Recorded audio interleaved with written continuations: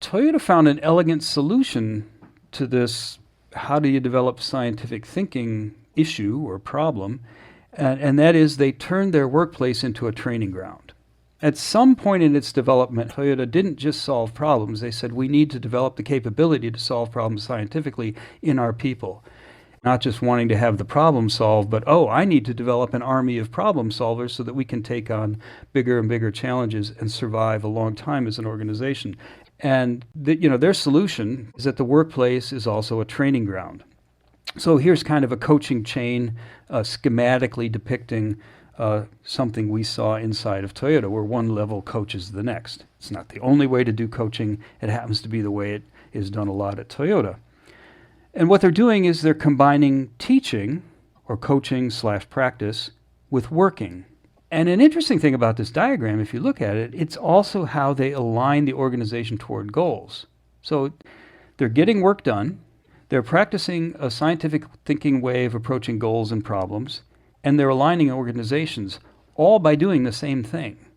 That's a fairly elegant answer. What we found is that if you practice this at work, people take it home. The effect is not just at work, it spills over.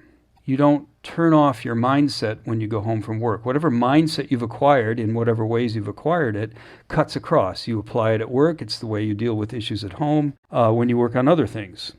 And people not only take it home, the scientific thinking mindset that we've watched Toyota Kata practitioners take home, they influence others. They influence their children, they influence their partners, they influence their friends, they influence their communities.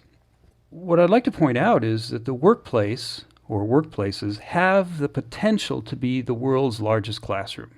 What a wonderful classroom it is. It's a great place to practice. You're there every day, for the most part. There are many goals and problems to work on.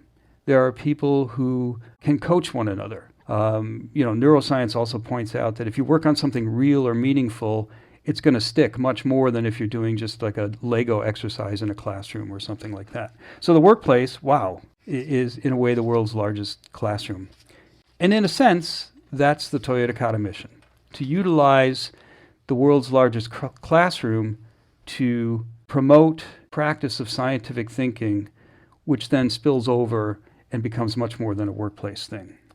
You, sitting in this room, and myself, and many of the other Kata geeks around the world, of which there are hundreds if not thousands, are not just working on a problem or a goal at work. You're also a teacher, an influencer in the largest classroom in the world.